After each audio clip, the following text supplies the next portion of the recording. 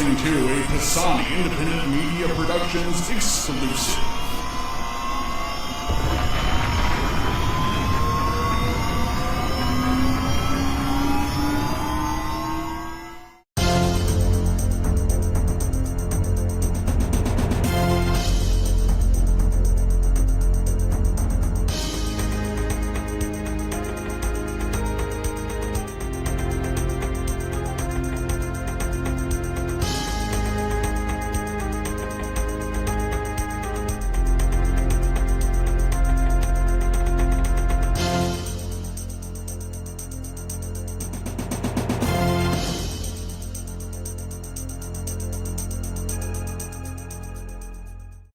All right, here we are. Good morning and welcome to 25 Degrees with Alex Posani, joined by a very special guest, the great Tom Grieve. Tom, how are you doing today? I'm doing great, thanks. Thanks for having me on. Absolutely. Thanks for taking the time to join us. Well, what's I guess somewhat semi-retired at this point. What's the day in the life for Tom Grieve these days? Well, it's not semi-retired. It's pretty much all the way retired. I stopped broadcasting about 3 years ago, and I didn't know really what to expect, except that I kind of weaned myself into retirement. Instead of doing every game over about a 5 or 6 year period, I went from, say, 150 to 120 to 90 and finally down to 25 or 30. So when I finally did retire, I almost was retired anyway. So I knew what retirement was going to feel like. I've been surprised at how busy I've been, though. There's always something to do that comes up now that I never even thought about when I was working every day. I've had two hips replaced and a knee Wow. replaced in a 1 year period. So for the last year, it feels like I've pretty much been seeing doctors in the hospital or doing rehab. But the good news is the 1 year plan worked and everything feels fine. So just staying busy. Always something to do with grandkids, working around the house. And I found out I'm not a type A personality. And at the end of the day, if I haven't done anything, I'm perfectly content. So not being a type A personality, I mean, that's got to be kind of a I have to admit I'm somewhat of a quiet person myself. Like I'm a PA announcer and radio host, but generally if when I'm in my element, I'm at home by myself doing nothing. So it's like I kind of have to kind of like prep myself when I'm going to the park or going to the rink or going to the station. So I'm is that kind of a similar thing for you when you were going on the air and getting cookies from all the nice fans and stuff? Well, you have a routine, and I had a routine whether I was, at home or on the road. I woke up early all the time. I went to the gym first thing in the morning on the road. We golfed a lot on the road, which was awesome. We played some great golf courses. And then at home, I usually took a nap, maybe 1:30 in the afternoon for a half an hour. Went out to the ballpark early, and for 28 years, that's kind of what I did. So that took a little getting used to. Now, one thing I said to myself when I retire, I won't watch television till after 7 o'clock at night. I did not want to fall into the rut of watching daytime television or just, being ridiculous about sitting in a chair and doing nothing. So I get out and about and find plenty to do. So no Antiques Roadshow for Tom Grieve. Not before 7 o'clock. And if it's after 7 o'clock, I've got to be really bored. Well, that's, I mean, it's got to be, just, I mean, I remember, I grew up in Richardson. I have been a Rangers fan since I was a kid. And every night, it was, I mean, you were a part of that baseball experience for me. And then I remember, I was at, I think probably one of the last, so you retired, I believe you retired in 2022, if I'm I correct. retired. I retired in 2022, right before the team won the World Series. So I Yes. worked for the team in various capacities for 56 years, 28 years as a player and a front office person, 28 years as a broadcaster. I retired and they won the World Series the next year. So um, people are saying, why didn't you retire 10 years earlier? So Well, Funny how that stuff works. yeah, it really is. And I remember there was one of the last home games of the 2022 season. They gave away a bobblehead of you. Yeah. Yeah, it took 56 years to get a bobblehead, but finally got one. Right, and I've got that proudly displayed in my office at the radio station in Concord, New Hampshire. I Well, mean, I hope you've got a lot of other ones to go along with it, and that's not your only one. oh, it's not the only one. It's in a prominent place though, because I mean, like I said, you were a huge part of my baseball experience. Just my fondest memories of watching Rangers baseball are, it's kind of one of those things where like sports, it it's not just like a solid memory. It's a few different things all at once. It's sounds and sights and smells. It's everything that goes into it. And one of the things for me is you and Steve Busby every night on a summer night at my grandmother's house, and just watching you two, listening to you two is watching, I mean, some honestly really great baseball, except for 2014, which was not some really great baseball. Shout out to Justin Hermano and all the 60 pitchers they used that year. Well, nothing pleases me more. I never anticipated I was going to be a broadcaster. I wasn't sure exactly what I would do when I got done playing. Originally, I thought I'd go back to Massachusetts, maybe finish my college, teach and coach. But the longer you're in it, the more it becomes what you know. It's where your friends are. And so getting the opportunity to stay in baseball after I played was very rewarding. So I'm glad I had a chance to do that. And you're a Massachusetts native, not too far from where I am right now. And I remember you mentioning on the broadcast, growing up a Red Sox fan. Actually, I grew up a Yankee fan. That's right. I knew as soon as I said that I was wrong. I remember I'll, t- that. I'll tell you, I'll tell you how it happened. I was about 5 or 6 years old. I didn't follow baseball very much, and my father was having our house painted, and the painter was down in our cellar mixing the paint. And I walked down out of curiosity to see what it looked like, and he said to me, "I'll bet you're a Red Sox fan." And it just hit me like, well, you got, in a young way of thinking, you have a lot of nerve thinking I'm a Red Sox fan. You don't even know me. And I said, no, I'm not a Red Sox fan. And he said, well, who do you like? And the only other team I knew was the Yankees. So I said, Yankees. And that was the day I became a Yankee fan. All my friends were Red Sox fans. I was a Yankee fan. I followed them. I knew all the players. I collected the baseball cards. After I left home and became a player, my mother continued to be a Yankee fan just because I had been one when I was little. She talked about Rizzuto and White, the two announcers for the Yankees, and what they were talking about, and what restaurant Phil Rizzuto got his food from, and how Bill White corrected him on the air, all sorts of things like that. So I have great memories of those days. Just like you mentioned, what you watched when you grew up, and when kids like you say to me, I watched you on television throughout my childhood. That's very rewarding for me. And I'm very grateful when people feel that way because I remember exactly how I felt when I was watching the Yankees and Mel Allen and Red Barber and what that meant to me and the memories I have to this day of those childhood days. So when you talk about that, that's not something I take lightly and it's something I appreciate very much. Well, it's like I said, it's all the things that go into building a love for the game. Sure. There's I mean, I'm sure for you, like being a Yankees fan in that era, you got to see quite a lot of good baseball, and it's probably one of Yeah, those people, things that are good. I was going to say, my friends were all Red Sox fans, and they would say that I was just a front runner picking the Yankees. And, I didn't waste my time telling them what the story behind it was. I just acted like that's what I was all along. Um, but yeah, they won a lot. There's no doubt about that. And so, probably even now, those memories of those days are probably still very special for you. Absolutely. As we're talking right now, I can remember sitting in a chair next to the fireplace in our living room. It was a Yankee Day game.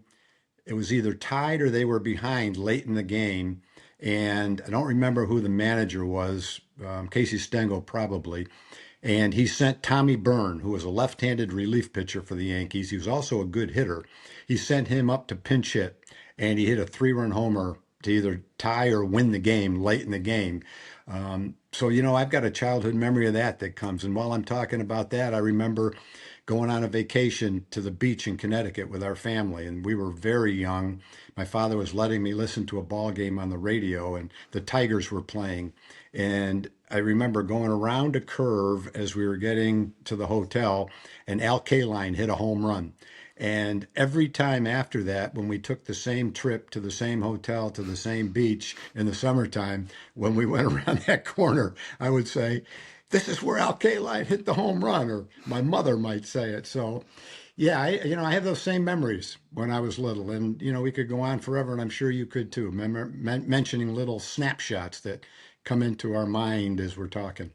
For me, it's Michael Young, it's Ian Kinsler, Hank Blaylock, Kevin Millwood, the old sleeveless jerseys. Those I hate to admit it, I was a big fan of them. I know I that like them too. they're I love them. controversial. They're very Yeah, controversial.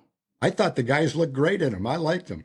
I thought it was a good look, but no, it's getting to going on to work in sports after growing up around it. Like it's that era, that's that moment in time is still a very special thing for me. You remember who made the sleeveless uniform actually noticeable and famous? You have to be probably as old as me to remember him, but Cincinnati had a big left-handed power hitter, Yes, and you go shirtless under it. Ted Kluszewski, Ted and he had Kluszewski, he had great yes, he had great big arms, and we always thought, well, they had to wear those uniforms because he couldn't fit into a normal uniform, right. which was not true. But Oh yeah, yeah, I love those. I love those old uniforms. man, it was a great look, and Yeah. you know, just it's fun. I could think about I could talk about the old days for hours on end. Just growing up being a Rangers fan. I mean, honestly, being a Rangers fan in the 2000s. Like I said, I was born in '98, so you had some good teams, but they were never. I mean, they they were good teams, but there was always someone better. And there was always some fatal flaw that would end up with them, at best, like the '04 season, missing the playoffs by just a little bit, or at worst, losing 90 games. But it was still fun. And it was still like, it was special. And I remember as a kid, I've told this story a million times. They used to have that deal where if you'd bring an empty Dr. Pepper can, you could get like a $1 ticket, in the outfield. And so, my dad would, take us to games, and we would stop at 7-Eleven and grab four Dr. Peppers and down them, and then get in the park and just, watch a 10-8 game, where someone is going to hit, three home runs, and you just hope that the bullpen doesn't give up 7 runs that night. It was just Sure.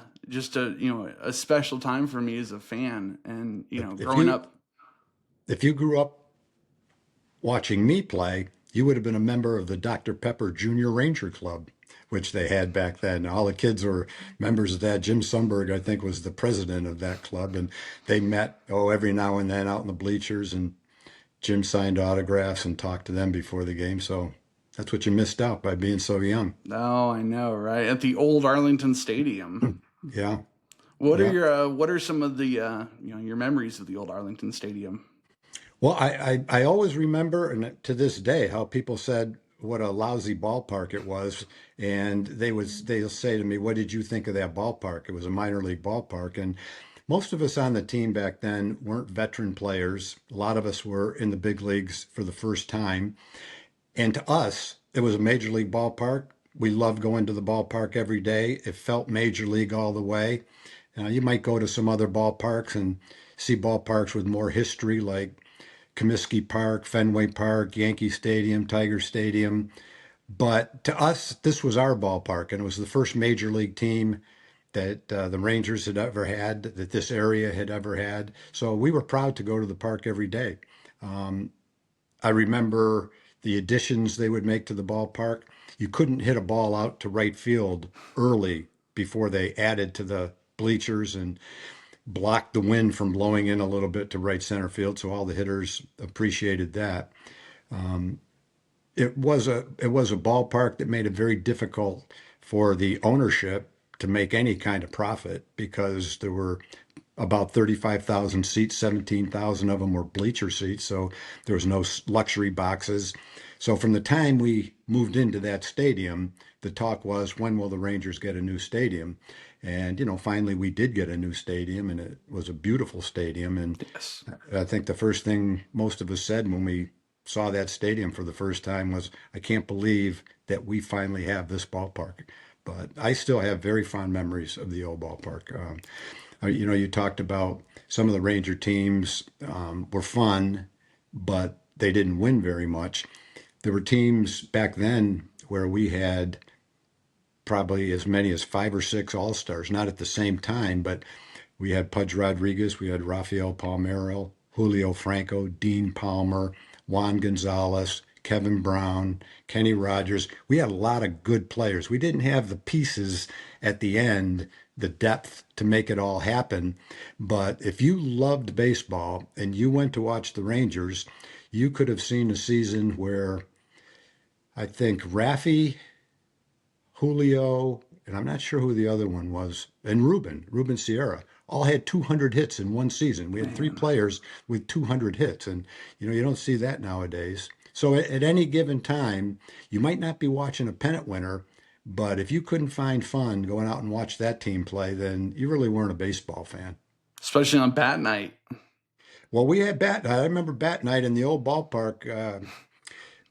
They would the kids would get the bats, and then the bleachers were all metal, and Oh they'd start yeah. banging the bats in the bleachers, and it would make such a racket. It was nerve wracking for the players. So they finally started to say, well, we're going to give the bats out, but you have to go to a Minyard's grocery store to pick them up. We'll give you a certificate. And boy, was that a revolt. The kids came to the game expecting to get a bat, and all they got was a certificate, and they had to go to a Minyard store to get their baseball bat. Um, and the team made up some cockamamie excuse that the way that people were banging on the bleachers was creating some kind of a rhythm of noise that would attack the structural integrity of the bleachers, which, you had to be a physicist to know whether that one was true or not. But anyway, yeah, I remember a game we were playing Milwaukee, and it was ball night, and they gave a baseball, Oh not a boy. not a giveaway ball, but it was a major league baseball. It was probably the best giveaway day I ever saw. Yeah. And we were getting bombed, and maybe in the fifth or sixth inning, Billy Joe Robideau, who's also a Massachusetts kid, hit a home run to left center field, a grand slam, and the fans were so disgusted that they started throwing these Major League Baseballs back on the field. There were hundreds of them on the field. They had to Oh. call timeout and pick up the baseball. So, you know, if we kept talking, I'd think of more little things like that. But, those are good memories. One memory I don't have, though, is postseason play. And as a player, that's something that I always missed. What was it like playing for Ted Williams? That's honestly a really cool footnote in Rangers history that the first year, I mean, one of the great, arguably the greatest hitter of all time, was the team manager. And just as a manager, what was he like? I always wished growing up that I wasn't such a fanatic baseball fan. And I knew all the players, collected them, knew the batting average. I was a Yankee fan. My family was a Red Sox fan. My dad would take us to Fenway Park for a doubleheader one year, and then a couple years later, we might go to Yankee Stadium for a doubleheader. My family loved Ted Williams. I grew up not to like him just because they liked him so much. And of course, if you're a Yankee fan back then, you were probably a Mickey Mantle fan. And it seemed like every time we went to see those two teams play, Ted Williams went 3 for 4, Mickey Mantle went 0 for 3 in a walk. So I never got the satisfaction of seeing Mickey Mantle hit a home run. Anyway, because I grew up feeling that way about the players, and way back then, I was sending out for autographed pictures of the players. I remember getting the postcards, and my mother would get the postcards, and I'd write, Dear Ted, would you please send me an autographed picture? And I'd sign my name, didn't enclose any self-addressed stamp envelope or anything like that. And quite frequently, I would get responses from the players. Some of them would send autographed pictures. A second baseman for the Orioles named Marv Breeding once sent me a letter that said, Dear Tom, my pictures have not arrived yet. When they do, you'll be among the first to get one. And so you think of a player, major league player, taking the time not just to wait to send the picture. He wrote me a letter and told me that he didn't have them. That's why I wouldn't get them quite as quickly. Anyway, that's the background to your question about Ted Williams. So when I got a chance to play in the big leagues, I had the feeling, how can I ever imagine to be on the same field with these guys whose baseball cards I collected and who I idolized as a kid? It never computed to me that I had the talent similar to a lot of those players, that I deserved to be in the big leagues. So when Ted Williams was my manager, I was completely awestruck by him. If I never knew who he was, it would have been much easier. But, I was afraid to talk to him. I kind of stayed away so I didn't have to talk to him. It took me weeks before I got comfortable being around him. He really didn't have his heart in managing. He was talked into it by Bob Short, who was our owner. And he asked Joe Camacho, the guy that ran his baseball camp in New England, to be a coach. Back then, you needed 4 years to be on the pension. And I think he promised Joe, if you come with me, I'll make sure you get your 4 years to be a major league pension guy. So, toward the end, I don't think he really had his heart in it. If he wanted to be a good manager, I think he would have been a Hall of Fame manager, because in addition to knowing the game so well, he was very bright.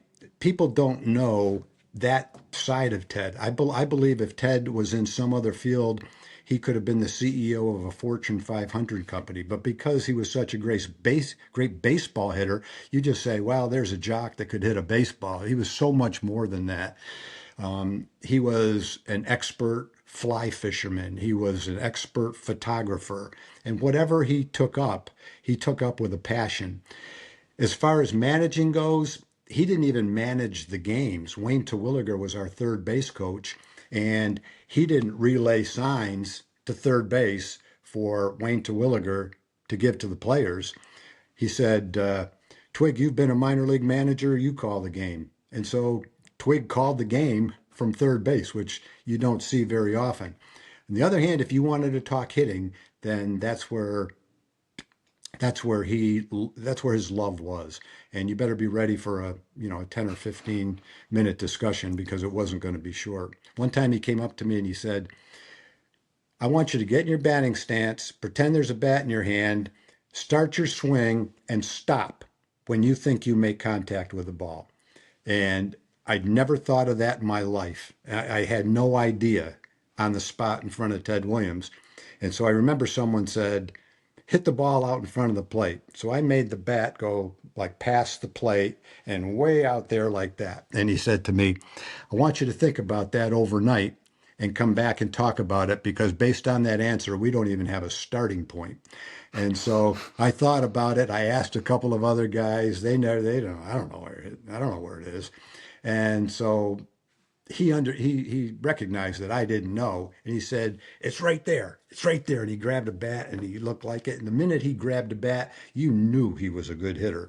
He loved to have the players play pepper. He thought pepper is a long lost art. Guys don't even Oh do it yeah, anymore. we played it in high school. Sure. You Yeah. get 3 or 4 guys in a line close, and they throw the ball and you tap the ball back to them. And we would do it. And occasionally a guy would foul one off. It would drive him crazy. They'd hit a little pop up over their head and it'd drive him crazy. And he'd come in and he'd grab the bat and he'd be talking the whole time. And he says, I'm going to show you guys how to play pepper. And he thought to play pepper, you hit one short hop, you hit the ball on a short hop to each player and go right down the line. So sounds easy, but even for big league players, you can't do it every time. So he started doing it. bang to 1, 2, 3, 4, 1, 2, 3, 4. All these short hops, one right after the other, and you kind of get the feeling that he was something special as a hitter. And then we had the Jimmy Fund game in Boston. The Jimmy Fund game in Boston was a game back then where the Red Sox would invite some famous Red Sox players back. And it was kind of a batting practice exhibition. And depending on whether you hit the ball, it's kind of wiffle ball rules. If you hit the ball out of the infield, it was $50 for the Jimmy Fund. If you hit the ball off the fence, it was 75. A home run was 100, something like that. Yeah. And they had maybe 15 Red Sox players. I can't remember who they all were. Jackie Jensen, um, Billy Klaus, Walt Dropo, Dick Gerner, all these old time Red Sox players. And you didn't know whether Ted was going to take part in this exhibition or not. He'd put on a little weight, and he decided that he would, evidently. And when they announced, he wasn't in the dugout, and he was obviously the last guy. When they announced Ted's name, something like, and now batting today's last hitter, the greatest living hitter in all of baseball, Ted Williams. It was obviously a standing ovation. He came up out of the dugout. Before that point in time, he was trying to find a bat, and he didn't like the bats, and he's kind of throwing them aside. And it looked like he was getting ready for the last out of the World Series. He didn't like the pine tar. The pine tar was too oily and not greasy and not sticky enough.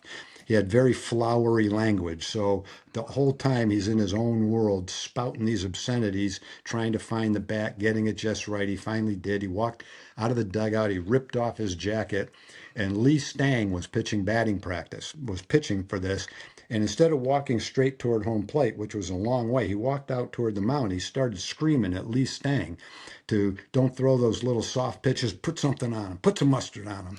And so he goes up to take the first swing, and everyone on the bench, kind of in unison, said, I bet he takes the first pitch, because he was a stickler on not swinging at the first pitch.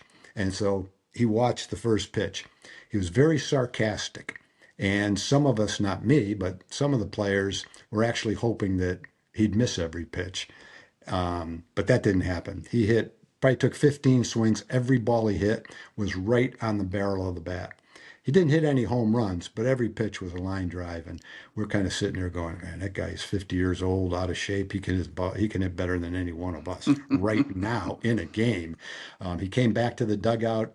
He had a kind of a love-hate relationship with the fans and the press. And so he didn't tip his hat to the fans. He came in, dropped his bat, walked down the tunnel, up into the dugout, and that was it. And Nellie Fox was one of our coaches, and I happened to be sitting to him watching, and I went, man, that was unbelievable. Guy hasn't taken batting practice in 15 years, and he hit the ball better than any of us. And Nellie said, what are you talking about? And so I repeated what I just said. He said, do you think he hasn't been taking batting practice? He's been hitting underneath the stadium for the last month and a half. Do you actually think Ted Williams would have walked down the field at Fenway Park without knowing what the result was going to be? And that, in essence, is who Ted Williams was. Other people would take their chances, not him. That outcome was determined a month before that game was ever played. So It's incredible. he was something. He was bigger than life. People have said this before, and it's absolutely true. He talked in a booming voice. He sounded just like John Wayne. He was profane to a level that I've never heard before. Some of the words he strung together, I couldn't repeat to my best friends because they had religious connotations to them. Anyway, I don't think he was ever embarrassed a day in his life. He said whatever he wanted, whenever he wanted, to whomever he wanted to say it, and that's the way he lived his life. And he was a remarkable guy. I have to wonder. You mentioned the level of intellect he had, the level of insight, and just being able to see things on a different level. That like the whole science of hitting stuff makes sense when you look at it like that. He was whatever he did, he was gonna be top tier at.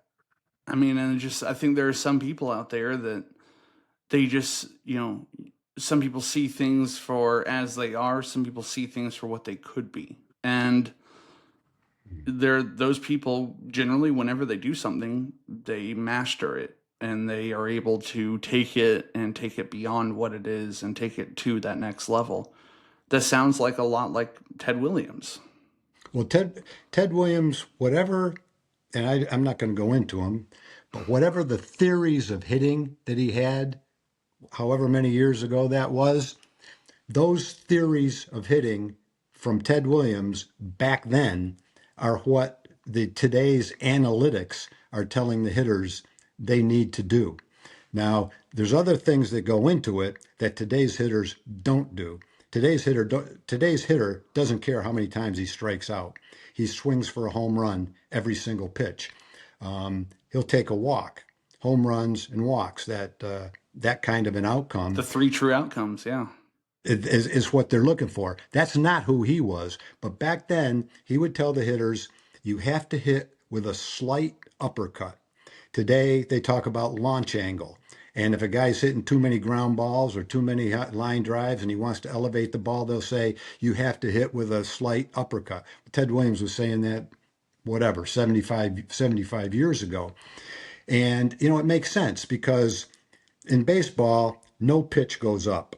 All the pitches go down, sinkers, fastballs, to some degree, some more than others. So if the pitch is coming in at this angle and you're swinging level, there's only one spot where that intersects, where you can hit the ball. On the other hand, if you hit with a slight uppercut, now your swing is in the same plane as the ball, and there's more places where you can hit it solidly or foul it off. That was, one of the things he said, and there's a lot of our hitters that really helped. So I think Ted would love, if he could reappear from back then today, and he saw the analytics and he saw the video and he saw how it's analyzed, I think he would be extremely proud to know that there's very little they're telling hitters today that he didn't already know. So if you look at how great he was, maybe some of it has to do with how smart he was, how he analyzed the pitchers, how he analyzed his swing to where he was swinging like today's scientists tell the hitters they're supposed to swing. No one else was doing that back then. There were other great players, but there were, in the history of the game, there was very few players who you could say that guy's a better hitter than Ted Williams, and that's probably one of the reasons why. It's like the old Latin saying, there's nothing new under the sun. There you go. There you go. Yeah, it's incredible. So playing for the Rangers in the early 70s, first major league team in the Metroplex. How did the Metroplex respond to getting Major League Baseball? There weren't many fans back then. It was and is a football state. Other sports have made a dent into that now. We've drawn almost 3 million people sometimes, so other sports are very popular. Back then, I think the first 2 years, 72 and 73, we drew, I'm not exactly sure, 600,000 fans each year, maybe 650,000 fans, maybe a million and a half fans for 2 years. So there were plenty of games where there were 3,000 people at the game, 4,500 people at the game. If you wanted to go to the game, you didn't have to reserve seats. You could just show up if you wanted. If it was a good game and someone close game in the eighth inning, you felt like going to the game and you lived near the stadium, just show up and walk in. There was always seats available. So that part of it, was something that was not ideal that we didn't have many fans. Fortunately, the ones that came to the game, it's like Oakland. They don't have many fans, but the ones that come to the game love the team, passionate. They love baseball. They cheered hard. They were behind us all the way. But it took till 1974 when Billy Martin became the manager that we drew 1 million fans. It doesn't sound like much now, but it was incredible, an incredible milestone to the Rangers back then. In fact, they gave a keychain away that said, "Thanks, thanks a million for drawing 1 million fans." It was a big deal, and it kind of grew from there. We went to 1 million, 1,200,000, and then we signed Nolan Ryan in the 80s. and we went from 1 million to 2 million. And maybe because of Nolan, maybe not, we had a new stadium, and then we went to 2.5 million to 3 million, and now baseball is a huge sport here. But way back when it first started, it wasn't necessarily a popular sport, although the people that did come were passionate. You know, I have one of those 3 million fan shirts from I think it was 2012 or 2013. It's kind of boggles the mind that you know 3 million. I thought that's cool. We're probably what top five in attendance, but getting 1 million was an achievement. And so the Yeah, work it must have taken to build the game and build the relationships. I've worked for an expansion hockey team up in New Hampshire, and the work we've and hockey is huge in New Hampshire. Up in the, I mean, obviously in the Northeast, but it's taken us a lot of work to build corporate partnerships, to sell season tickets, to get out there in the community. And we just had our third season finish up a couple months ago, and each year it feels like there's been progress, but it's a slow burn. And it takes time to build those. I mean, it's the corporate relationships, it's the relationships with the fans. And, being a team moving to an area where, like you said, football is king, I can't imagine the amount of work, on the ground that it must have taken the front office to do. And I mean this is an area where now front offices are 300, 400 people for a professional sports team. It was probably a lot more bare bones back then. Did they have you guys doing work trying to get out there and build the foundation of fan support? sure, definitely. And you talk about the size of the front office, it is probably three or 400 now. And I would say back then in our entire front office, there might have been 20 people. And so they had a PR department. They had a department of maybe a PR director and an assistant and maybe one other person. So those people were working 24 hours a day, but there's a limit to how many people they can come in contact with when there's only two or three of them. But as players, they would ask us to do things. And I think back then they would give us $200 if we would go speak to a Rotary Club. And we'd say, well, I'll go, but I'm not going by myself. And so we would make a PR person come with us and ask us the questions so we didn't have to get up in front of the group and talk.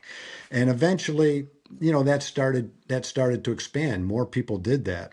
But it probably wasn't until Bobby Valentine got there that that effort really started to take hold. And Bobby literally 6 or 7 days a week while we were home and in the off season spoke at breakfasts, lunches, and dinners. Anywhere where they would have him, he went out and talked Ranger baseball. I was the general manager back then, and I was doing the same thing to corporate sponsors during the day, and other people were trying to chip in. The team was getting the team uh, members that lived there to go on these caravans in the off season to promote the team. And so at the time, you don't think you're doing much, but eventually that effort starts to build, and you make a little bit of an inroad. You draw some more fans, word of mouth. People say what a lot of fun it is. When the team first got there, we only had 10 or 15 games on TV. And the feeling was if you put the games on TV, no one will come to the game. And it turns out that that was entirely false, that the more games that are on TV, the more people that watch the games on TV see how much fun it is to go out and watch these players. So you promote the players, you try to make them go out in the community and become popular and get to know the fans. And now fans are saying, I want to see these guys in person. And if you were a Ranger fan back then, you could come down near the dugout during batting practice and get all the autographs you wanted because there was no competition. People weren't doing that back then. And eventually took hold, and there was the year that we drew 3 million fans. So the other thing you said that's entirely true, it's not easy. It doesn't happen overnight. There's times where you wonder if it'll ever happen. But eventually, if you work at it and you put out a good product and you have exciting players, people will come and watch, and they did. Speaking of exciting players, who are some of the really special players that you remember just watching throughout your career? I mean, as a player, as an executive, as a broadcaster, who are some of the ones that pop out in your mind right away?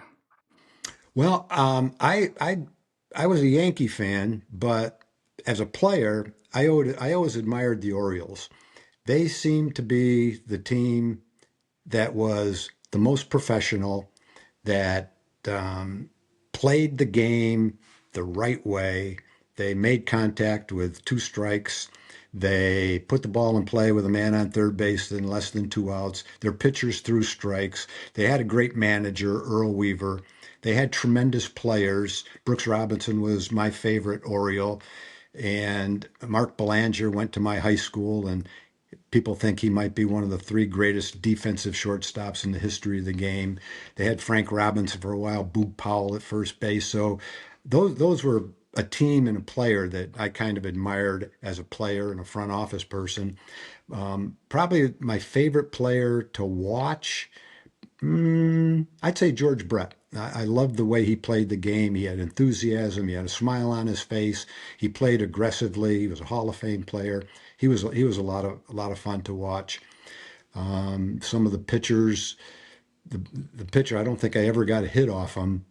And I people when they send for autographs, will say, "Would you please tell me who the toughest pitcher you ever faced was?" And I put Jim Palmer every time because he was one of those guys that I couldn't hit. And today we're talking about launch angle for a hitter. They talk about spin rate for a pitcher, and high spin rate and throwing with the four seams makes that ball look like it stays straight instead of sinking. It actually goes down, but to the hitter, it almost looks like it's going up.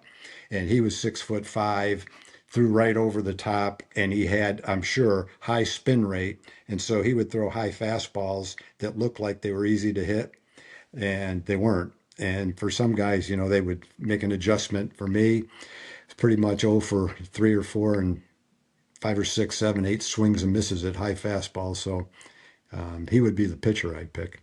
But there, there's a ton of them. I played against Johnny Bench and played against Pete Rose in spring training. Played against Rod Carew a lot. Fergie Jenkins probably be my favorite pitcher I ever played with. Played with Gaylord Perry. So it's hard to pick one over the other. There were so many of them. You know, I went to a Yankees game on Friday. I went down to New York for a couple nights and had a great time. I'm trying to see all 30 major league ballparks before I turn 30. There It's you go. it's kind of when I How was in old high are how school, old are you? 28. Whoa, man, you're running out of time. How many you got Been to left? 24. 24. So You're almost there. we're Washington, Baltimore, Toronto, San Francisco, Sacramento, Seattle. Those are the ones that are left. Well, you can kind of hit the West Coast ones with one trip Right. if you got a week and a little travel. You got kind of a cluster around Washington, so yeah, you can make that happen. Yeah. I mean, if hopefully no prolonged labor stoppage next year. Ooh, That's yeah, that's the one that's scaring me a bit. So gonna try and get all the East Coast done this year. Hopefully the West Coast some point next year. yeah. I am curious your thoughts on the new Yankee Stadium. Well, it's a beautiful stadium. It's a lot like our new stadium. Our new stadium is fantastic, but if I compare it to our old stadium, it's not even in the ballpark aesthetically and how beautiful that old ballpark was. The difference is you can go to a day game in the new ballpark and sit in 74-degree comfort. Right. The other one, you sat in 100-degree misery. And so it was probably necessary. It's more, it's easier to watch a game in the new stadium, but as far as the beauty, it doesn't come close to the old stadium. And any dome stadium can never compete with a stadium that's not domed, just because of what the structure has to accomplish and what it's going to look like when you're done. So, in that regard, I would say about Yankee Stadium, it's obviously more comfortable than old Yankee Stadium. There's no beams that create obstructed views. The amenities are much greater. The concourses are wider. The parking's better. Everything about it is better. But the one thing, and if there's ever a ballpark where where this would come into play at Yankee Stadium. The one thing it'll never have, in the old stadium to this day, I can remember my first at bat in the big leagues was in Yankee Stadium. And as I was walking up to home plate, I looked out at the mound and I said, that's where Whitey Ford stood and threw a pitch. And in the batter's box, I was a right-handed hitter. I could say to myself, this exact same batter's box is where Mickey Mantle stood. Look across, and that's where Ted Williams stood. There's the upper deck, the facade, where Mickey Mantle once hit a line drive off that facade that they said if it was a little higher would have been the only ball ever hit out of Yankee Stadium. You can look, the monuments now, it's a monument park. Back then, it wasn't. And there were monuments inside the stadium. It was 460 feet to center field. There was a flagpole and 3 monuments in the playing field. So you couldn't duplicate that, but you could look out there, see the monuments, and know what they stood for. So the history of the game, what it felt like that, and it's probably not that way for every player, but what it would have felt to you or to me, people that grew up with a passion and a love for the game and the history of the game and the players that came before them, you can never recreate that feeling. So in New Yankee Stadium, you say to yourself, it looks a lot like the old stadium. They tried to create a facade and some other things that brought back those memories, but they'll never be able to, they'll never be able to do that. That Monument Park in center field, which is a lot of fun to go look at. So I love the new ballpark, but it'll never be the old one. Just like it would be if they replaced Fenway with a Right. new beautiful park or Wrigley Field. Hopefully, they'll never do that.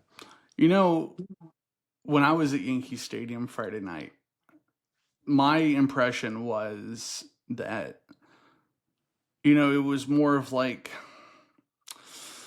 trying not to be a jerk here, but, it's one of those things where it kind of felt like to me, like there's so much about the Yankees' history, which, I mean, it's arguably the most historic sports franchise in the world. But it's more of a temple to the history rather than the it kind of seems like, and I guess this is kind of about my feelings about the Yankees in general, how long it's been, 17 years since they've won a World Series. Last decade was the first decade they haven't been to a World Series. It's like there's a sense of complacency of, to rest on the laurels rather than to continue to chase greatness. That Yeah, I don't know if that's true or not. They definitely accent their past accomplishments, right, but and I think if you are a Yankee fan, that's exactly what you want to see. right. If you go to Yankee Stadium and you're a fan of some other team, then the last thing you want to hear is start spreading the news after every game. As a broadcaster, we're winding down while that music's playing, and you say to yourself, "I'm so sick of that song." But if I were the Yankees, as a Yankee fan, I loved it before the game when they would put up a 5 minute story, Mel Allen, Mel Allen broadcasting great moments in Yankee history because I remembered a lot of those. So for me, that hit home, and Yeah. that's something I love about it.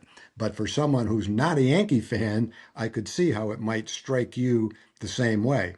The Yankees haven't won in, what was it you said, 17 17 years? years, yeah. I don't think it's out of complacency. I know Brian Cashman a little bit, and I know the passion he has. I know the pressure he's under. I know what Yankee fans aren't happy not winning for 17 years. Right. They've got a lot of money. Hasn't happened yet. But I don't think it's complacency. I think it hasn't happened. And for a team that spent that much money in that city to not win for 17 years is actually pretty remarkable. Yeah, it is. But I think there's a balance and there's a fine line between celebrating the past and honoring the present, and kind of just focusing on the past rather than the present. Like, one of my things, like you mentioned the difference between the ballpark in Arlington and Globe Life Field. And I just moved up here in 2023. It's just kind of as, not as long as you, but I lived in Dallas for 25 years, and then the summer I move up to New Hampshire, they go to the World Series again. So out of defiance, I drove home to go to game one Wow. and went with my grandpa. Had a great time. It was a 27-hour drive. I gunned it. It was not a whole lot of fun that drive, but going to game one was awesome. And I had season tickets at the new ballpark and the old ballpark. And one of the things when I'm at game one of the World Series, I'm getting this feeling that I wish we were over there. I wish we were across the street. I wish this game was over there. Because I mean, I went to game three in 2011, and that's still like that was a miserable game. Anytime your team loses by 9 runs in a World Series, and Albert Pujols hits 3 home runs, it's not going to be a fun time. But the atmosphere was unreal, and I mean, game one of the 23 World Series ended up being an all-time great game, but I remember this feeling that I would give everything to be over there right now. One of the things that I think people criticize Globe Life Field for feeling like a mall that a baseball game happens to be in, which I feel like is a fair criticism. I think one thing it does very, very well is the interior design, the big pictures of Buddy Bell and Beltray and Michael Young, balanced with enough features about the current players. You'll see a big picture of Michael Young, and then stuff, banners and stuff about the current stars of the team. And I think that does. I mean, the ballpark, the Globe Life Field does a really good balance of honoring both. And I think that it's kind of a fine line, and I don't know how you go about it and don't trend more towards one or the other. But I think that's one thing the Rangers did really well in the new park. Yeah, and I guess you can look at it this way too.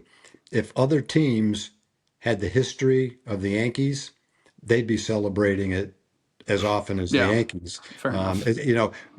We've had great players, and Adrian Beltre is going to the Hall of Fame, and Fergie Jenkins is in the Hall of Fame.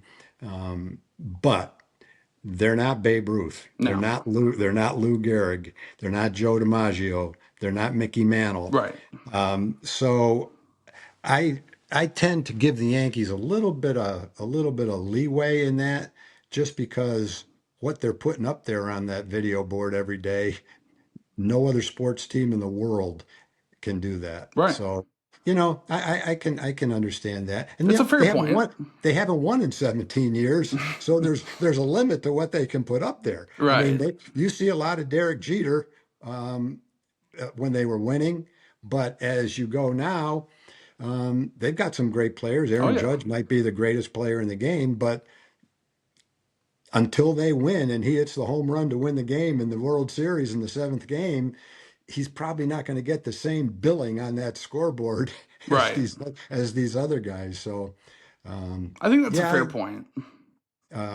So maybe they'll win this year and they'll start a new legacy. We'll see. I think that's a fair point, and I think it's kind of just one of those things about, like you said, they have the star power, the history. Speaking of history, there's something that I've always wanted here, and why have they not put a plaque at the side of home plate and where Arlington Stadium used to be? Yeah, that's a good question. Um, I don't, if you said to me, is there a plaque? I would say, I don't know. There I isn't. don't even, there's nothing to commemorate where home plate was. No, I've gone out in the middle. It's still a grass field where it was, and I've gone out there and pulled some maps from the old days and some old satellite pictures I found where home plate was, and there was nothing there. I remember I emailed John Blake a few times and I said there should be something. And obviously, the way that whole area is getting developed, they're going to build something there. Where whatever they build next, they should put a little something where home plate used to be. That's just my Yeah, opinion. well, yeah, I agree with you. I didn't know whether there was one or not. I couldn't even tell you right now where home plate was. I know the general area, but there's a lake there. There's a lot of parking lot there. Um, I would have a hard time pinpointing exactly where home plate was, but if in fact there is no spot to commemorate that, I agree 100%. There should be something there to let people know. You and I are going to lead the charge on that. Whatever they There you build there go. next, we're going to get a plaque for Arlington Stadium, Yeah. and maybe we'll do one next for the Sheraton that they just Yeah, imploded. I told my wife I wanted to go watch that implode. I've been in that place so many times. I remember their ballroom where we had banquets. I remember the presidential suite on the eighth floor, where Bobby Valentine and I, along with Sam McDowell, who was a performance coach and a rehab guy, met with Steve Howe when he fell off the wagon at our off-season pitching program, and we had the meeting up there at that hotel. Something I'll never forget. I can remember meeting people there for lunch, and so I wanted to go in and watch that thing implode, but then I read in the paper how many people were going to be there, and I didn't want to fight the crowd to Right? watch it. Yeah. But yeah, that was pretty amazing. We in Seattle, there's the video of the old Kingdome imploding, and our director, Kurt Dykert, would show that every single time we were in Seattle. Don't ask me why, to the point where finally someone said, all right, that's enough. Everyone has seen the Kingdome implode. You don't need to show that anymore. But it was like an inside joke for the technicians in the truck, maybe 8 or 10 of them. They go, show it, show the Kingdome, show the Kingdome. They'd all laugh like hell, and everyone else would go, God, when are they going to stop showing that? So, yeah, something about imploding buildings that's kind of fun to watch. They should have let you man the plunger. The what? The Oh, plunger yeah. for they should let you do it. Oh, there's a lot of Arlington personalities. I don't know who did. Do you know who did it? I don't know. I don't know. They Maybe it didn't was, put that in the Star Telegram.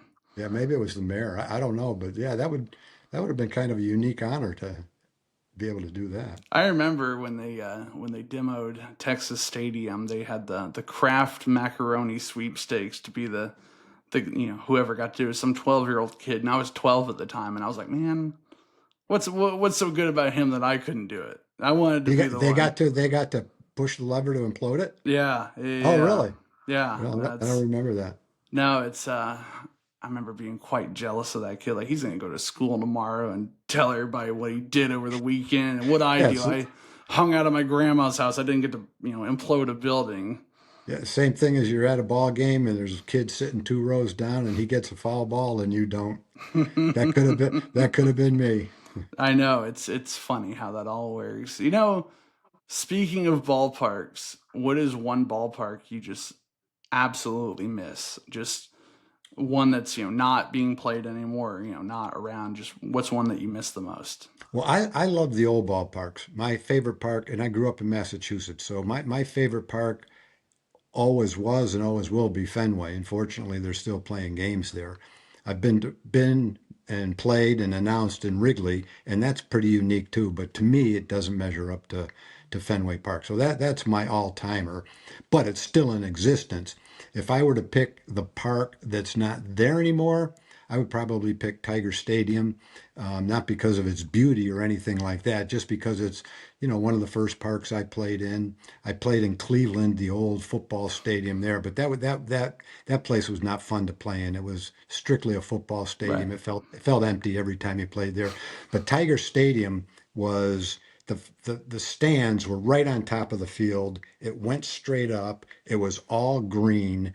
And so when you walked in there, you could hear and feel the fans. And when you hit a ball, it sounded like a firecracker going off. So it gave you this kind of feeling like, I can't wait to hit the ball in that ballpark.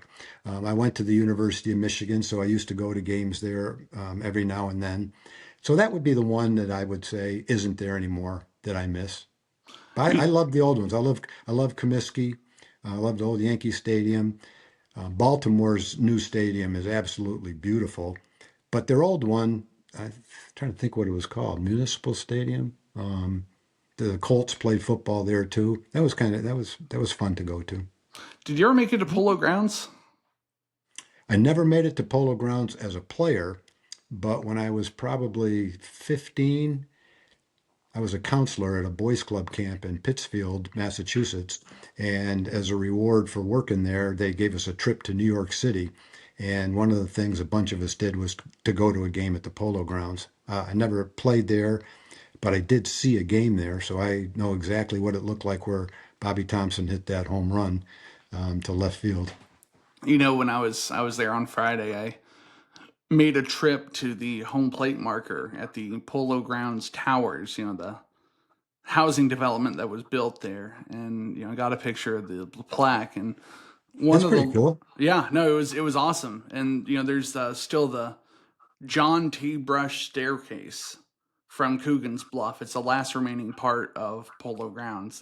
What is that? So there's that kind of cliff right there. Yeah. Yep. And in the 1920s, people used to hang out there. On top of that cliff, you could see into the park. And the Giants built a staircase that you could walk down from the houses up there and go to the game. And they Oh, named it the really? John Wow. T. Brush Staircase, and it has presented by the New York Giants on it. That must have been a hike to get back home. You had walking up those stairs. Oh, it was a hike for That's me to quite get a up way. there. I Yeah. was My legs are still sore from all the walking I did there. You gotta be in good shape to live in that city. But no, it's sat empty or abandoned. That staircase did for 40, 50 years, and around 2015 the Giants spent a bunch of money to refurbish it, and it's beautiful now. And got some Wow. good pictures of it, which I'll send to you after this. And it's the last remaining part of Polo Grounds. Yeah. Well, it's pretty good that there's something there to remember it by for sure. And I walked from there to Yankee Stadium, across the Macombs Dam Bridge, and it's kind of hard to believe that those two stadiums are that close, where you can walk in 15 minutes from where it Yeah. used to be to Yankee Stadium. Yeah. Yeah. And then you add Ebbets Field to that, and you got a mecca of baseball, really. Oh yeah. What's your thoughts on City Field in Flushing, Queens? I was just at City Field. I went back. Bobby Valentine and Lee Mazzilli were inducted into the Mets Hall of Fame, and Bobby's one of my best friends. But we were, and Lee as well. We were teammates in 1978 with the Mets, and Joe Torre came back for that. He was our manager, and I remember saying to Joe, "I bet you didn't think on that team with the Mets that you'd have two people going into the Mets Hall of Fame because we stunk. We didn't draw a million fans, and we finished in last place." I think it was Joe's first year as a manager. He'd been a player manager the year before, if I remember right. So his first year as a manager, and so I have been back to City Field, and because I got to go down on the field for that ceremony, I saw a lot of the stadium underneath, and it's a beautiful, beautiful ballpark. I really liked it. No, I was very impressed by it. I went to a Sunday night baseball there a few years ago, Mets and Braves, and Hmm. I thought it was a great park. I thought it was just it's what, in my mind, there are a few parks that I see and I think this is what a ballpark should be, a major league ballpark. Just a Yeah. kind of like, they called the ballpark in Arlington the Temple. And I'd say, there's a few ballparks in my mind that fit into that category. What about Hmm. Comerica in Detroit? What's your thoughts on Comerica? Um, it doesn't stand out to me. Like I don't go in there and go, "Wow," but it's a great ballpark. Detroit has made kind of a renaissance in the Yes. last 10 years. When I played there, it was okay, but from that time, like the mid 70s, for quite a while, it went downhill, and it wasn't really a destination that you'd want to go to. But now they've got so many things downtown. They've got the Fox Theater right next to Comerica Ballpark. That's a beautiful theater. They've got the football stadium right next to it. And I've taken the time to walk around that stadium before. I love the statues that they've got, Yes. the giant tigers out front. So it didn't have necessarily a wow factor for me personally, but I thought it's a beautiful ballpark. It's a great ballpark to announce in. I would think it would be a nice ballpark to play in. So I give it a thumbs up for sure.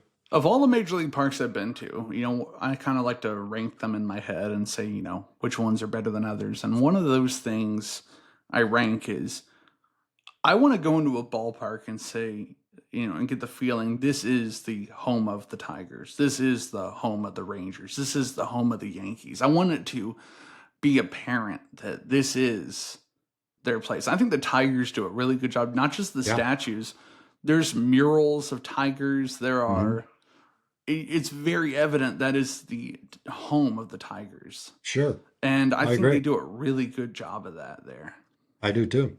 I do And too. I thought the Yankees did a good job of that as well, quite honestly. But I think the Rangers, I think that was one of my complaints about the old ballpark. One of the few complaints I had. I didn't mind the heat because I was, young and just kind of happy to be at a game. It's just one of those. You weren't worried about melanoma?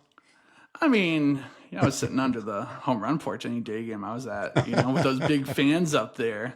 Yeah, that Yeah. helped. I sat in left field for one day game one summer, and I went home and I said never again. I used to be a baseball umpire, and I would go out there in July and do 8 games wearing all that gear, and I would get 2 bags of ice and 4 Gatorades and sit in the bathtub and just cool down. I thought that's work. That's me at work. I don't want to go to a game and feel like how I felt after I get out of work. So you go through all of that and you spend the 8 hours getting yelled at by parents who don't know a baseball from a football. No, no, it was fun. It was a fun experience, but no, it's just that feeling of just absolutely getting just scorched. And I didn't want to feel like that after the game, so I'd always try and sit under the home run porch, or even up in the 300s at the old park. If you Yeah. got up towards the top of that overhang, you could get a good breeze up there. The Hmm. especially after they built was it the Capital One Club and the jet stream disappeared, or I guess it kind of just moved up for there. But Yeah. one of my complaints about the old ballpark was I felt like I felt like they didn't do enough about to kind of commemorate the history of the Rangers. I felt like there wasn't enough artwork and banners and stuff. I mean, there were the player banners in the concourse, but I didn't really get this feeling that you could go there and it always had the connotation of being the ballpark for me, the home of the Rangers. But I felt like if you were a visiting fan there wasn't a whole lot of stuff, and I feel like that's something the new park has done really well. Well, maybe the people that built the new park learned from the last one that they wanted more of that because they have incorporated it into the new ballpark. So um, maybe they agree with you. I was there for the. I've been there for some football games. Have you been in the old park since they've done the renovation? I haven't seen an event there, a football game there or a soccer game there, but I've been in it. And, there was a limit to what you could do, but based on what they wanted to accomplish, I think they did a halfway decent job. How does it feel though, seeing the big bleachers and the big chunk ripped out of third base stands? It felt awful for me when I Yeah, first saw it. I agree. I agree. And Tom Schiefer, who designed that stadium, was one of our owners at the time. Um, Obviously, I don't even talk about it when I'm around him because he has to be sick. He dedicated 5 years of his life to making that the temple, and he did an incredible job. He's never been in that stadium since they've reconfigured it, and I think he'd be heartbroken if he walked in and saw it. But the fact that there's a new stadium and they're trying to utilize the old one, they didn't want to tear it down. That's kind of a logical thing to do. And based on what they wanted to do, keep the stadium. It's probably the best they could do. But it's it's not something that gives you a good feeling if you're used to what the old one looked like. And I agree with that, but I guess extending the functional use of it is better than tearing it down. I But think that's the way the fans felt. The fans, the fans didn't want to see a new ballpark. It's 25 years after the most beautiful ballpark in baseball was built. And I think the feeling by a lot of them was, all right, well, if you're going to do it, do not tear that building down. So maybe that had something to do with it. And Arlington has been so proactive. The hockey team and the basketball team have both moved out of the American Airlines Right. Center in downtown Dallas. One of them's moved to Plano, one of them's moved to North Dallas, and Arlington was in on the bidding for all that, and they were going to use that old ballpark and reconfigure it, obviously a lot of time and a lot of money, into a or a basketball stadium. So they made an effort for that, and I'm surprised they weren't successful as well as they've done luring the things that they've lured to Arlington, Texas. And I'm a big Stars fan. I had Stars season tickets, and imagining them playing anywhere but the American Airlines Center is going to be a change for me. It's very strange for me, the fact that they're going to tear down Willow Bend Mall and build a new arena there. Because my grandma lived in Carrollton, so we'd go to Willow Bend Mall all the time, and thinking of that being the next home of the Stars is a very strange feeling for me. The thought of the ballpark in Arlington playing host to an NHL team is when I read that article, I was like, that is unbelievable. It would have been so strange for me to walk in there. But Not believe much, it, not stranger than watching the Cowboys play in Arlington, Texas. well, I mean, yeah, No, nobody in their wildest dreams, while the Cowboys were in their heyday, could ever have imagined that Arlington, Texas would house the Cowboys. I think that's a fair point, but I also missed the heyday by a good amount of time. Being born in '98, they've Yeah, three yeah. playoff wins in my lifetime, so it's been tough sledding for me on the football front. But no, I mean, it's Arlington has done an incredible job of being able to attract attractions, venues, and stuff. And funny enough, if the Stars were to move there, it wouldn't be the first time that. Well, I guess it would be the reverse. It would be the first time, but the Tropicana Field was the home of the Tampa Bay Lightning for their first few years. Mm. And Hmm. it was a hockey rink for a while, and then they ended up getting the whatever the rink is called now, the Amalie Energy Arena. And it's kind of an interesting thing. I went to a few games at the Trop and thinking, man, they used to play hockey in here. It's got to be a wild thing. But I mean, that's another thing. The multi-sport venues. I remember watching baseball every August and September. You see you can see where they've been playing football there, like at the Oakland Coliseum, and at the start of the Raiders season, there's still the baseball diamond in the football field. All that's going away. These teams are getting their own dedicated venues, and on one hand, it's probably better for the players, probably better, for logistics, but I feel like you lose something with that a little bit. I guess it depends how you look at it. In any venue, and back then, most of the venues were dual purpose. One of the teams is going to be a second-rate tenant, and the other one's going to get all the benefits. And it's hard for when the Tigers and the Lions are both playing at the old Tiger Stadium. It's hard for them to both be happy because there's a limited amount of space that they've got for offices, for locker rooms, and things like that.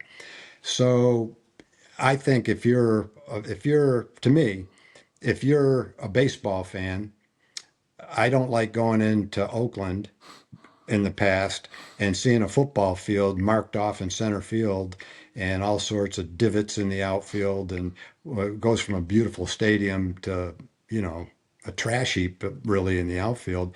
So personally, I much prefer a football stadium and a baseball stadium to dual purpose. I don't think you can do I don't think you can do justice to either team if it's purposed for two sports. Personally, that's just the way I look No, at it. and that is a fair point. That's why they do it. I mean, it's artificial turf is just hard to play on. It's Uh, conducive to knee injuries, so it's better just to have a baseball stadium and a football stadium where the usage on the turf isn't getting all beat up and everything. Speaking of stadiums, I didn't expect this to be a stadium intensive discussion here, but after all your years in and around Major League Baseball, it's hard not to kind of pick your brain on this. Angel Stadium, your thoughts? I've always thought Angel Stadium from day one was a beautiful stadium. when it was the big A and you could see the A out behind the left field fence. It wasn't quite that way when they got the Rams to go there and they rebuilt the stands. And they enclosed it. Yeah, I've Yeah. seen pictures of that. Then when they tore that down and turned it back into a baseball stadium, I thought it was beautiful. Still do. Think it's a beautiful ballpark. I love going to Anaheim. We stayed right down from the hotel. You could walk back and forth. And as a player, I love the ballpark, and as an announcer, I've loved that ballpark. Everything about it. I'm glad they saved the big A and they have it right on the highway, but I kind of wish they'd move it back closer to the stadium. Yeah, I don't know what the deal with that was. No, I went to a few games there, and one of the really interesting things I thought about that park was the two bullpens kind of right next to each other, kind of like a little bit terraced a little bit, where they both have to use the same staircase. And I thought, man, it's kind of interesting how they're just right there. But I mean, it's one of the idiosyncrasies of that stadium, and being in the AL West, you're going to the West Coast quite a bit. How do you adapt to those late night games when you're moving, two time zones west? Is it just one of those things you just have to factor in, or is you just constantly dealing with jet lag throughout the year? Just deal with it. Once the season starts, you know what the schedule is, you know where the trips are, you know what it's going to be like, and you just deal with it. The reality is the travel that we have is incredibly um, easy. We pack our bags at home, drop it off at the stadium, and the next time we see it, it's in our room in the hotel. We never go into an airport. The bus takes us right to the plane. You get off the bus, you take 5 steps, you go up the ladder into the chartered plane that you have. You have a 3 course dinner that's you could get at a restaurant. So the hours occasionally can be pretty tough and demanding, especially the older you get. But the luxury that you deal with makes it such that complaining is really not in the cards. It boils down to if you're a player, you're a big league player. And if you're an announcer, you pinch yourself and say, I can't believe I get paid for doing this. If I wasn't doing this, I'd be home doing the same thing with a couple of friends watching a ball game. So you appreciate what you've got. You understand that the travel is part of it, but the way that we travel makes it very difficult to complain. So what's run down a typical road trip for you? Like, what are you doing on the plane? Are you prepping for the series, or are you just reading a Mhm. book, or just hanging out? I Or um, I brought my iPad and watched movies. Um, I watched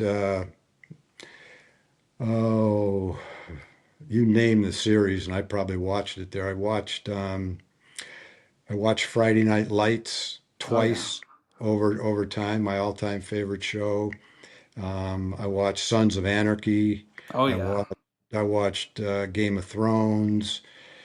And on and on and on. I spent pretty much from the time we took off to the time we landed watching movies. I always sat next to whoever my partner was, whether it was Josh Lewin or Steve Busby or Dave Raymond. But we didn't do a lot of talking because they were usually doing the same. Josh was always working.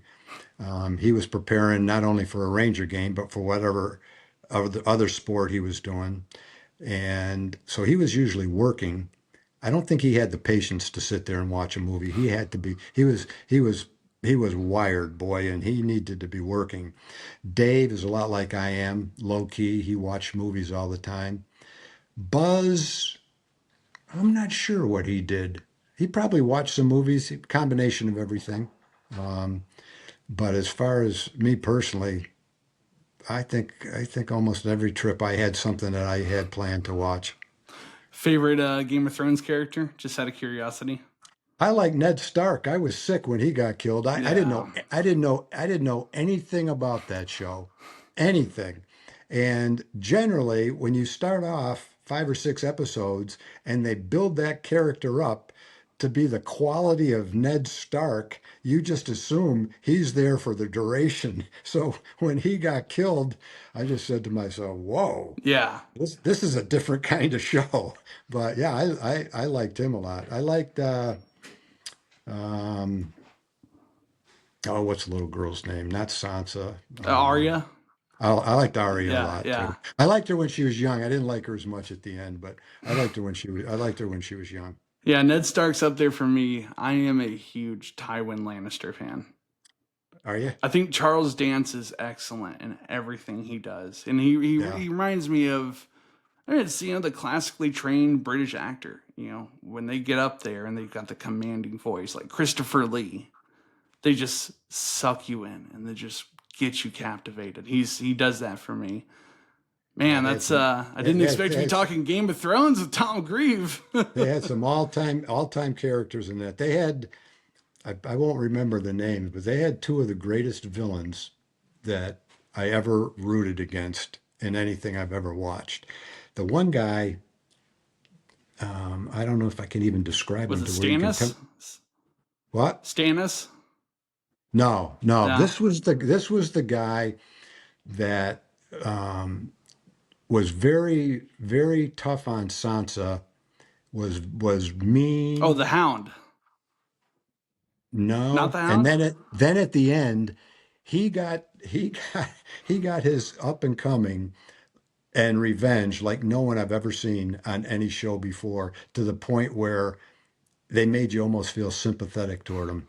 Um, I'm sorry, I can't remember the name or describe him well enough, but yeah, they had some all time villains in that show. Oh yeah. They Walter Oh, Frey, Walter Frey.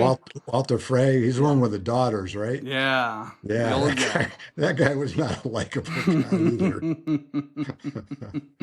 Um, so anyway, Oh, um, but no, when you get to wherever, say San Francisco or Seattle or, Anaheim or wherever, what's the day, like for you before the game? Are you going out and seeing the sights, or are you not too much.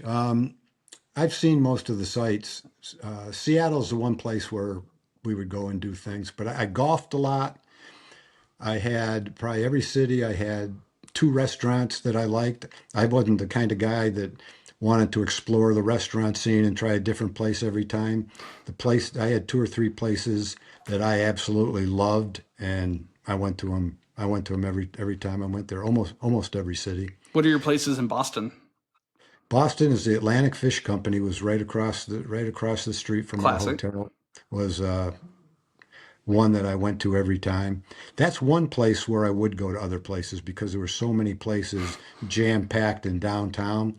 There's days I'd leave the hotel and say to myself, I'm just going to walk around and go into a place that looks good. And I never found a place I didn't like.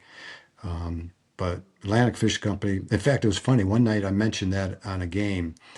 I don't know who it was I was doing the game with. They said, what are you doing in Boston tomorrow? I said, oh, well, I'm going to work out. And at about quarter of 12, I'm going to leave the hotel and walk to the Atlantic Fish Company, sit at the bar, talk to the bartender. And my all-time favorite meal is fried clams in Boston, not the clam strips, but fried clams and French fries and coleslaw. And I'll be sitting at the bar and eating that at 12:15. And so I did. And there was no one at the bar. The restaurant was pretty crowded, but there's no one sitting near me except one guy. And I noticed that he's eating the same thing. And so, I watched him a little bit and I said, can't beat the clams, huh? And he goes, no. The only reason I'm here is because I heard you say it on the game last night that you'd be here at 12:15 eating fried clams. So that's what I decided to do. And he said, and I've never had clams in my life. So I said, well, they're not for everybody, so I hope you liked them. And he did. So anyway, in Boston, that's where I went. That's a similar thing I do whenever I go to New York, and I've been to New York a million times. I have family in Jersey, so I'll go into the city, and I always like to just walk around and then just pick a spot, just whatever smells good, whatever catches my eye. And, that's a strategy that has worked out for me quite a bit. But then there are other places that I go to that, I do have one or two places that I'm pretty loyal to.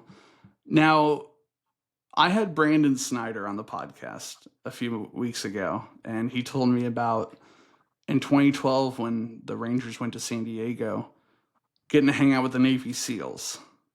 Were you a part of that outing with the players, or was that just a player only thing? No, I didn't go to that. No. Were there any other fun outings that you did with the team on any trips? Anything memorable? Um, no, we went to the Air Force Base in Arizona, but for the most part, my outings, memorable outings, were all at the golf course.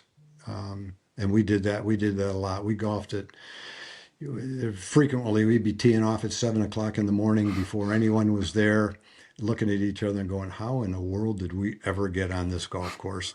And we used to call ourselves America's guests because we between the guys that we had, someone knew somebody or could call and talk our way onto almost every course. And so we said the only thing we haven't done yet is we haven't got them to where they send a car to pick us up. But so yeah, we've golfed at we golfed at a place in Boston called the Myopia Hunt Club that not many people have played before or even heard of, which was like walking back into time. It's like you're walking back to the 1800s when you look at this golf course. They still have fox hunts there. The clubhouse and the restaurant and the building, the clubhouse look like they're 200 years old, and they probably were. So yeah, we got to do some amazing golf outings. Not I didn't do much as a sightseer. I did it more as a golfer. That's it's funny you mentioned that. Speaking again of Brandon Snyder, that's what he's doing now as a retired. He's coaching baseball, but he's created this concierge service for players where they set up the golf outings and the food outings and stuff, and the players just contact him, and that's a business he started recently. And That's a good idea, and the players, I'm sure take advantage of that. The difference between his business and what we did was the players have to pay him. We didn't pay to golf. We traded whatever we could trade: autographed balls, autographed bats, tickets to the games, you name it. We bartered. Occasionally we pay if we had to, but for the most part we were sneaking on there for nothing. yeah, something of value to offer. Yeah, some of the cities it's tough. Like in Boston, it's easy to get on a course there if you're given Red Sox tickets because they're not easy to get. The only place we couldn't get on was the Country Club in Brookline. We never they wouldn't let America's guests play Oh on that man. course. That's one of the only, and obviously we never played Augusta, but we played Pine Valley. We played Pine Valley one time, and that's top 10 in the world. Oh yeah.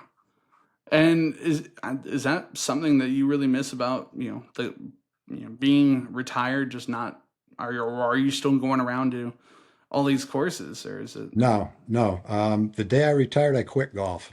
I got, really?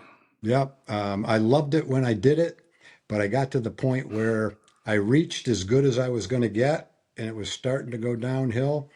And with the exception of the guys that I golfed with on Ranger trips, um, most of the guys I golfed with, I loved golfing with them, but it mattered to me more how I played than who I was with, which I'm sad to admit that's the case. That's not the purpose of golfing when you get older. But for me, I never got over the feeling of disgust by not playing as well as I wanted to. So I said to myself, if I'm going to retire and be happy, then this is not the way I'm going out. And you can't chip anymore, and you can't control the ball as well as you used to. And I just said, to hell with it. Um, that's it for me. It's, And it's the uh, competitor's mindset. yeah, that was, I don't know how many years ago that was. It's probably 5 years ago. People say, do you miss it? And I say, nope. There's not one day that I've woken up, wished I was going golfing with somebody. And the only reason is because I got to the point where I wasn't happy with the way I was playing. I didn't want to go out and play that way. And they say, just come out and play and have a good time. One of the guys I played with at home shot like, 110, 90 to 100, and he had fun doing it. For me, I'd rather stay home and look at the wall for 4 hours than shoot that bad. So anyway, that's it with golf. So I don't play anymore, but Man, I've got great memories of having played, especially with the guys I played with, because there's two or three guys that we were the ones played together all the time on all these beautiful courses. So who we was got the most competitive broadcast partner you had at golf? probably the guys I golfed with. Kurt Dykert was our producer. Victor Rojas was our radio announcer for quite a while. Between the three of us, if all three of us played badly and we had a 45-minute ride back to the hotel from the golf course, there were times where there wasn't one single word spoken because we were all three of us were so miserable with the way we played. So those are the three most competitive guys. I'm. This is something that I've kind of pushed for a while. I think Eleno Ornelas belongs in the Rangers Hall of Fame for what he has done. For the baseball community in Dallas as a whole. Your thoughts on Eleno Ornelas? I would be very, very surprised if he doesn't go into the Ranger Hall of Fame at some point in time down the road.